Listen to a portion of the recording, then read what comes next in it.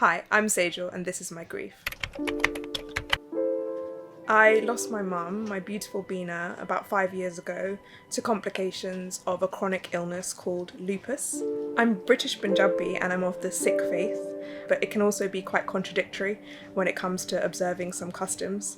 People might wail when someone passes away, quite hysterically, almost like the louder you cry, the more dramatically you cry, the more you cared for that person. Whereas like my religion, Sikhism, would say that we don't need to advocate for these kind of ritualized public displays of mourning. And so, it can be quite contradictory and conflicting. I think at the very beginning I was calm and composed. I couldn't cry after the initial shock of finding out that I'd lost my mum, but then after that it was like, my tear ducts weren't working, feeling upbeat, supported, distracted by people, and also I was basking in the legacy of my mum. But then fast forward a few years later, much more positive things have happened. I've gone through quite a few milestones.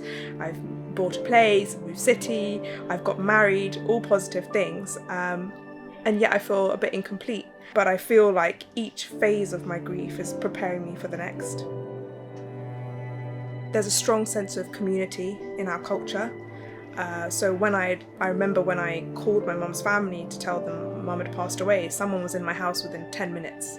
And that's our tradition. When someone passes away, you go to the house of the deceased almost immediately to pay your condolences, pay your respects. And then people will come every day until the funeral, which is of course really beautiful, but can be for some people quite tiring and overwhelming.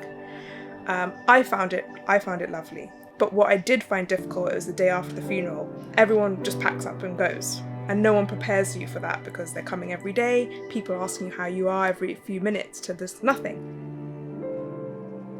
I went against the norm of grieving. I don't think I was mourning visibly and maybe how people in my culture expected me to mourn. For example, planning the funeral. There are a lot of stakeholders involved in planning an Indian funeral and in our family. And none of them had lost a parent as young as I had. And they perhaps didn't realise that why I was doing things the way I was doing them. I had an unwell mother for all of my life. We had discussed death. It wasn't a taboo topic in our household. And that means I knew how she wanted her funeral. So when I wanted to do an uplifting, upbeat funeral and wear bright colours, it wasn't everyone's cup of tea, and it took a while for them to come around to that. People say that grief is never ending, but I don't want young grievers to kind of carry that burden of thinking it's forever and it's all consuming. My grief has grown with me. I've become comfortable with my grief, and now my grief is a part of me. You can get through this and it will shape you in some ways for the better.